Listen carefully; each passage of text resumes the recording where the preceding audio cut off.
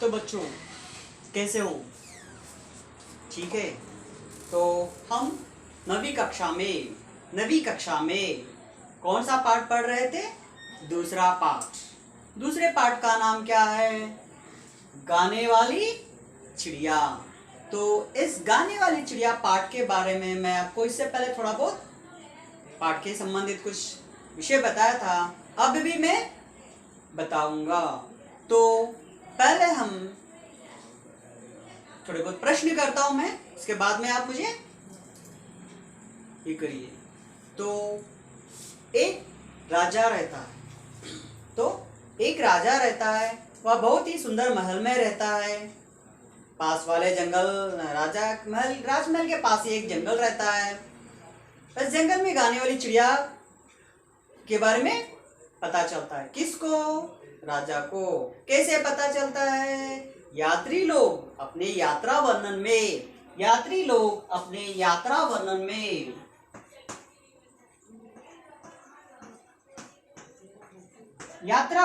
लिखते हैं। किसके बारे में लिखते हैं? गाने वाली चिड़िया के बारे में लिखते हैं।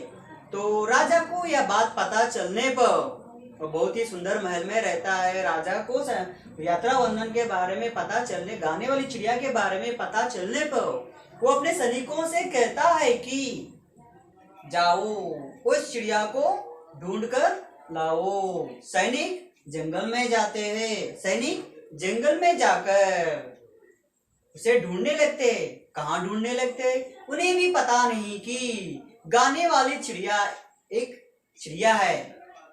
तो उसका गाना बहुत मधुर स्वर में रहता है, वह बहुत मीठा गाती है। तो सैनिक लोग भी जंगल में जाकर चिड़िया के बारे में पता करते हैं। चिड़िया के बारे में पता करने पर, उन्हें जंगल में जाकर ढूंढने पर एक लड़की मिलती है। लड़की मिलने के बाद सैनिक लोग उससे पूछते हैं। किससे? लड़की से पूछते हैं कि आपने गाने वाली चिड़िया को देखा है क्या? आपने गाने वाले चिड़िया को देखा है क्या? तो जब लड़की कहती है हाँ मैंने उसे देखा है। कब देखती है? शाम के समय में। तो सुबह से लेकर शाम तक काम करती है और संध्या के समय घर लौटते समय, रिटर्न होते समय वो लड़की उसका गाना सुनती है। किसका गाना? गाने वाली चिड़िया का गाना सुनती है। वह मधुर स्वर में गाती है। मधुर स्वर में गाती है और मीठा गाती है।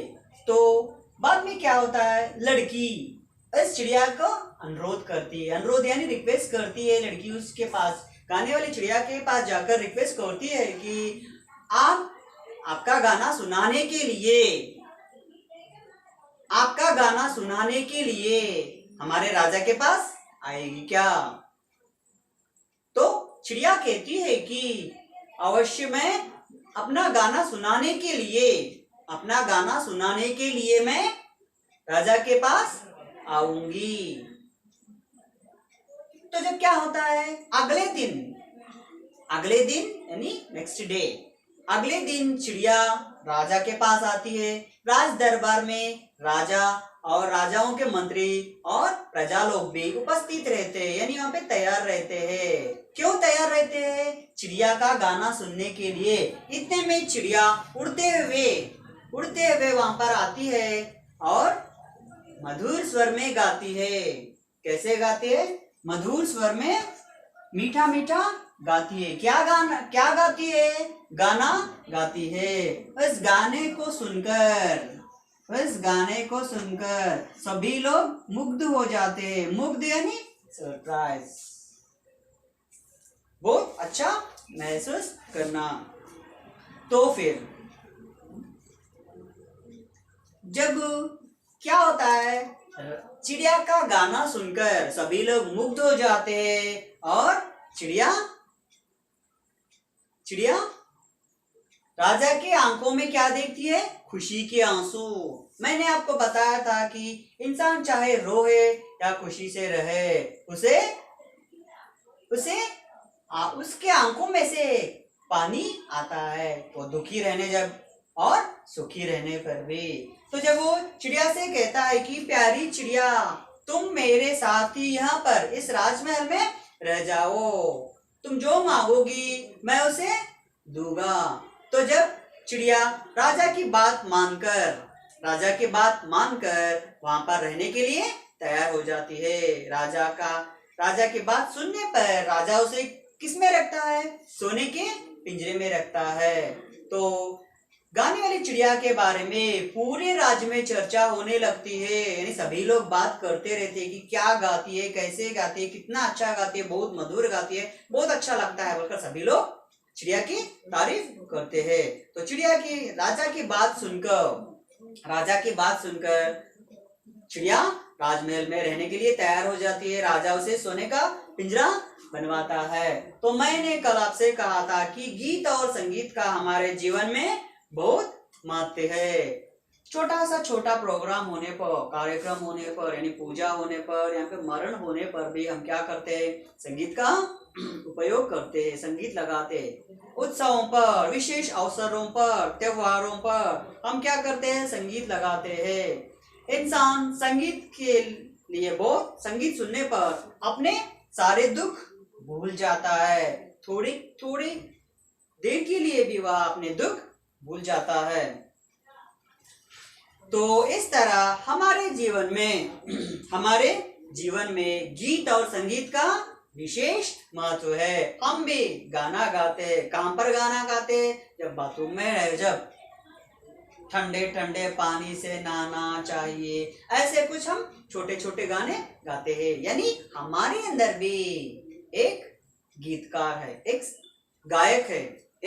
गायक है। तो हम भी हमारे कार्यक्रम में हम गाना गाते हैं। छोटे छोटे कार्यक्रम होने पर, यानी लड़के को झूले में डालते हैं। बचपन में जब झूला जाते हैं तो सभी लोग गाना गाते हैं। जब लड़का रोता है तो माँ दौड़कर आकर गाना गाती है। रोते हैं तो चंद्रमा को दिखाकर गाना गाते हैं। तो इस प्रकार सभी हमारा जीवन पूरा संगीतमय है। जहाँ भी जाओ हमें संगीत का महसूस होता है। छोटा बच्चा जब रोता है तो वह संगीत की तरह दिखाई देता है। तो ये है हमारे जीवन में गीत और संगीत का महत्व। तो इस प्रकार राजा की बात सुनकर चिड़िया राजमहल में रह जाती है, सोने के पिंजरे में रहती है। सभी लोग उसका गाना रोज सुनकर मुग्ध हो जाते हैं और सारे राज्य में उस चिड़िया की धूम मच जाती है। तो अब पाठ में आगे, एक दिन चिड़िया को खेतों में मेहनत करने वाले किसानों की याद आई है। एक दिन किसे? चिड़िया को कौन याद आए? खेतों में मेहनत करने वाले किसान कहाँ पर मेहनत करते हैं? खेतों में। तो खेतों में क्या करते हैं? फसल उगाते हैं, तरकारी उगाती है, साग भाजी उगाते हैं। किसान जो कुछ फसल में उगाते हैं उसे खाकर हम जीवित रहते हैं। तो यहाँ पर चिड़िया को याद आते हैं कौन? मेहनत करने वाले किसान। मेहनत करने वाले किसान याद आते हैं। किस लिए? यहाँ पर मैं आपको ये बताता हूँ कि किसी को बंदी बनाकर, चाहे वो इंसान होने दो या जानवर होने दो या पशु होने दो, पक्षी होने दो, वैसे हम बंद कर नहीं रखना चाहिए। क्यों? हम सभी लोग आजादी से, हमें सभी लोग स्वतंत्रता मिली है। क्या कोई हमें बांध कर रखे तो खुश रह सकते हैं क्या? नहीं। तो इस प्रकार भी चिड़िया वहां पर रहने पर भी उसे हरे भरे जंगल याद आते हैं। क्यों? वहां पे जंगल में रहे तो वह जहां भी जाती है, कौन से पेड़ पर भी जाती है, कौन से पौधे पर भी बैठती है, अच्छा खाती है और आसमान में उड़ती है। इस तरह पंछी को बंद करके रखने पर क्या वो खुशी से रहती है क्या? नहीं रह सकते। क्यों? हम भी कोई हमें बांध के रखे तो हम खुश से नहीं रह सकते हैं। तो इस प्रकार चिड़िया को किसानों की याद आती है। किसकी याद आती है? किसानों की याद आती है। उन सब से मिलने वह खेतों की ओर निकल पड़ी। कौन सबसे मिलने? किन से मिलने? किसानों से मिलने। वे खेतों की ओर निकल पड़ी। खेतों की तरफ वह उड़ जाती है।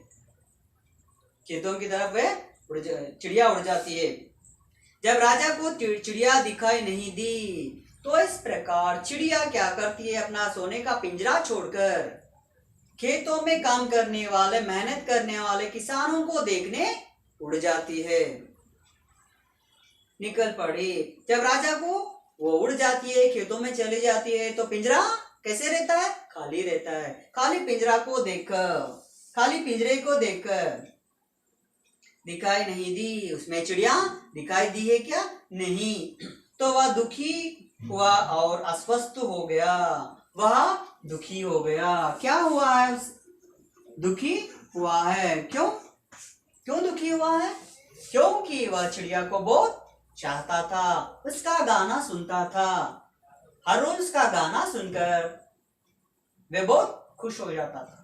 लेकिन चिड़िया राजा के पास आने से पहले एक बात कहती है सैनिकों से। क्या है? मेरा तो संगीत। किसका संगीत? गाने वाली चिड़िया का संगीत इन हरे भरे जंगलों में अच्छा लगता है। तो ये बात चिड़िया को याद आती है, किसान याद आते हैं, तो इसीलिए चिड़िया पिंजरे से उड़ जाती है।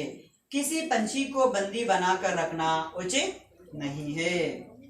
तो राजा चिड़िया को देखता है और वह दुखी होता है और अस्वस्थ हो गया। अस्वस्थ यानी बीमार हो गया है। और सारी प्रजा राजा की अस्वस्थता के बारे में चिंतित थी। तो जब कोई बड़ा अच्छा सा आदमी अस्वस्थ होता है, बीमार हो जाता है, रोगी बन जाता है, तो सभी लोग उसके बारे में सोचने लगते हैं।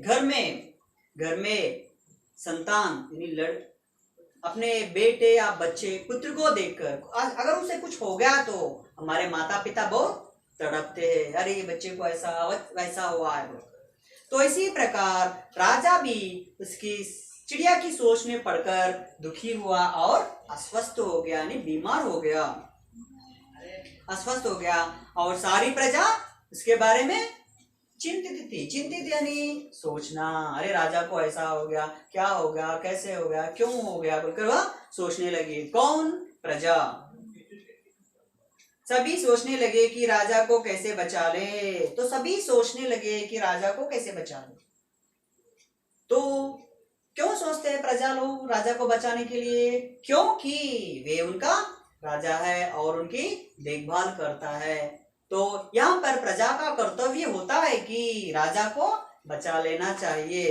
तो सभी लोग सोचने लगते हैं कि राजा को हम कैसे बचा लें। क्यों? राजा बीमार हो गया। एक दिन राजा ने कमजोर आवाज से कहा, कमजोर यानी लो वॉइस से बात करने भी नहीं आता है। एक दिन राजा कमजोर, बहुत जोर से ना होकर धीमी आवाज में बोलता है कि संगीत संगीत। क्या कहता है राजा? संगीत संगीत। क्यों? वो चिड़िया को बहुत चाहने लगता है, इसीलिए उस चिड़िया के बारे में सोचते हुए वह क्या करता है? दुखी हो जाता है और धीमी आवाज में एक दिन कहता है कि संगीत संगीत। क्यों? मैं इससे पहले कहा था हम दुखी होते हैं तो थोड़ा बहुत हम संगीत सुने तो हमारा दुख दूर हो जाता है। संगीत संगीत, चिड़िया का गाना सुनाओ। संगीत संगीत बोलकर कहता है कि चिड़िया का गाना सुनाओ। किसका गाना? चिड़िया का गाना सुनाओ। तो चिड़िया को राजा इतना क्यों चाहने लगता है? क्योंकि वो मधुर स्वर में गाती है और मीठे स्वर में गाती है। चिड़िया का गाना सुनाओ। सभी दरबारी सोचने लगे कि चिड़िया को कैसे बुलाएं। सभी दरबारी यानी दरबार में है सो जो लोग राजा के मंत्री लोग और दूसरे रहते हैं ना, वो सब लोग सोचने लगते हैं कि राजा को हम चिड़िया को किस तरह बुलाएंगे। तभी उन्हें मधुर संगीत सुनाई दिया है। तभी उन्हें किन्हें? जहां पर राज दरबार में जो लोग उपस्थित थे वे सभी लोग को क्या सुनाई दिया है?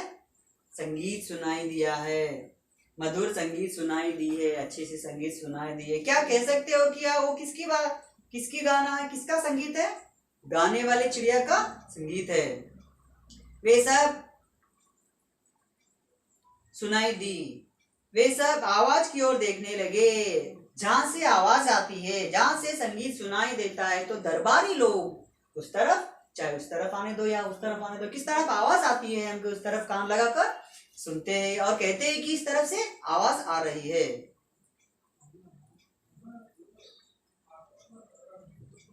आवाज की ओर देखने लगे। चिड़िया अपनी मधुर आवाज में गा रही थी। सभी लोग जहां पर आवाज आ रही है वहां पर सुनकर वे क्या करते हैं, सभी लोग उस तरफ देखते हैं। वहां पे चिड़िया आकर अपना गाना गाने लगती है, गाना गा रही थी। यह देखते ही सबकी जान में जान आ गई। यह देखते ही, क्या देखते ही? चिड़िया का गाना, चिड़िया को देखते ही सभी लोग जान की जान, यानी फिर से हमारे दिल को ठंडक पहुंचना। अम्मा क्या कितना अच्छा हुआ आज ऐसा बोलकर। तो हम इंसान है, हमें सुख लगता है, दुख लगता है। सुख होने पर हम खुशी से झूम उठते हैं और दुख होने पर नाराज होकर किसी एक जगह बजाकर बैठते हैं। तो चिड़िया आती है, चिड़िया की आवाज सुनकर सभी लोग खुश हो जाते हैं और राजा भी खुश हो जाता है। देखो बच्चों, हमारे पास जो चीज नहीं मिलने वाली चीज है तो भी हम उसके लिए तरसते हैं, तड़पते, कोशिश करते हैं। तब जाने पर, सभी प्रयत्न करने पर, वह चीज हमें मिलने पर हम बहुत खुश होते हैं। लड़का अपने माताजी के पास यानी पिताजी के पास चॉकलेट होना है तो वो क्या करता है? रोने लगता है। जब वो चॉकलेट लेने पर वो बहुत खुश हो जाता है। तो इस तरह हमारे जीवन में संगीत का बहुत महत्व है। मुझे ये बताओ कि चिड़िया मेहनत करने वालों के पास क्यों गई होंगे?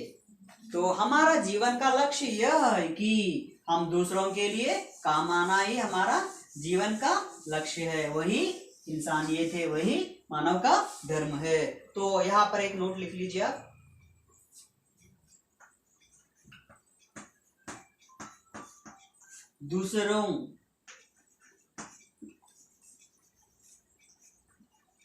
दूसरों के काम आना,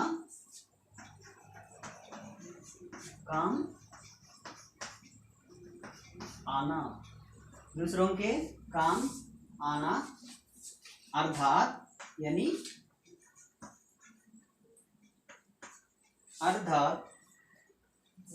दूसरों की मदद करना, दूसरों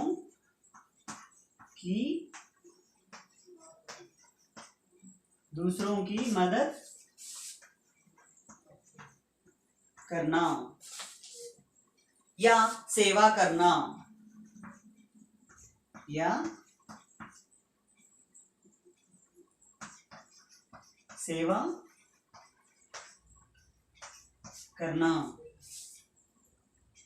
मानव सेवा करना। मानव सेवा ही माधव सेवा है। मानव सेवा ही माधव सेवा। अभी बात समझाता हूँ। सेवा, मानव सेवा ही माधव सेवा। समझकर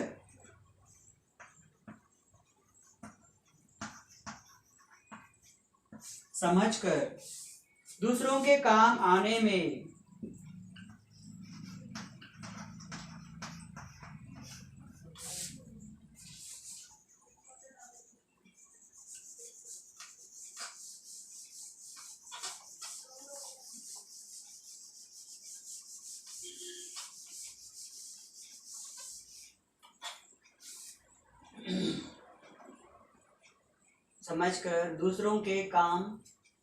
दूसरों के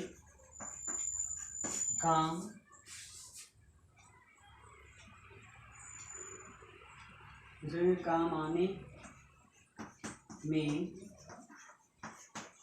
हमेशा, हमेशा यानी ऑलवेज, हमेशा तत्पर रहना चाहिए। तत्पर यानी तैयार।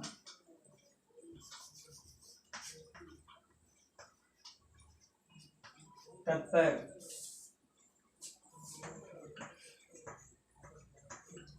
तत्पर रहना चाहिए। अपनी स्वार्थ भावनाओं को भूलकर,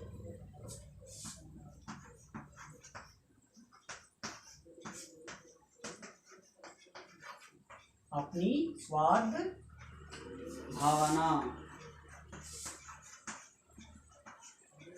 भावना को भूलकर, भूलकर यानी छोड़ देकर, भूलकर, छोड़कर, भूलकर दूसरों की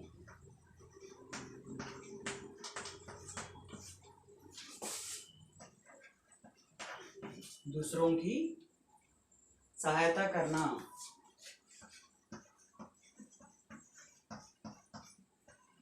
दूसरों की सहायता करना, मानव का,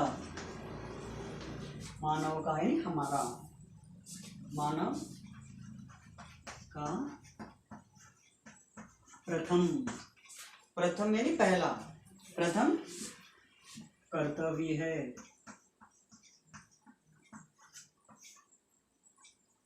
प्रथम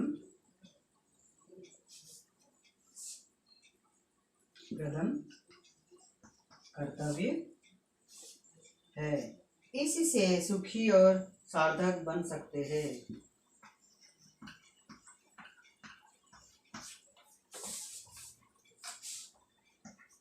इससे सुखी और सार्थक, सुखी और सार्थक बन सकते हैं।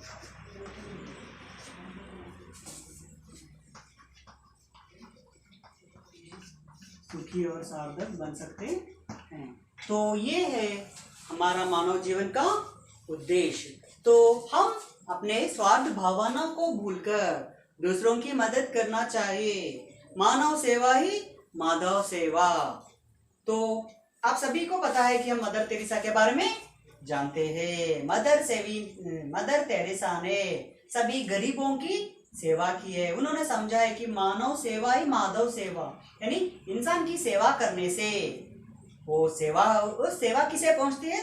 भगवान को पहुंचती है। और भगवान क्या हो जाते हैं? खुश हो जाते हैं। इंसान की सेवा करना यानी मतलब उसका नौकर बनकर नहीं, जो बीमार है, जो गरीब है, उसे हम सहायता करना चाहिए। कैसे? आपके पास थोड़ा बहुत है उसे दे दो। आपके कपड़े, आप अच्छे हैं, आपके पास बहुत से कपड़े हैं, उसमें पुराने हो गए, वो कपड़े ले जाकर आप क्या कर सकते हो? किसी गरीब को दे सकते हो। वो क्या हो जाता है? वो कपड़े पहनकर बहुत खुश हो जाता है। तो इस प्रकार हम दूसरों की मदद करना है हमारा मानव का प्रथम कर्तव्य। इसीलिए हमारे माता और पिता, हमारे माँ बाप दोनों क्या करते हैं? हमारे लिए बहुत सा मेहनत करते हैं। इतना करने पर हमें अच्छे से स्कूल में पढ़ाते हैं, अच्छा सा खाना देते हैं, अच्छे से कपड़े देते हैं और जो चाहे वो देते हैं। लेकिन हम भी उनके लिए कुछ करना चाहिए। क्या करना चाहिए? पहले तो आपका यह कर्तव्य है कि ये ड्यूटी है कि पढ़ना चाहिए। तो बच्चों, ये आज के लिए इतना पाठ काफी है। दूसरा थोड़ा बहुत सामने हम पढ़ेंगे। धन्यवाद।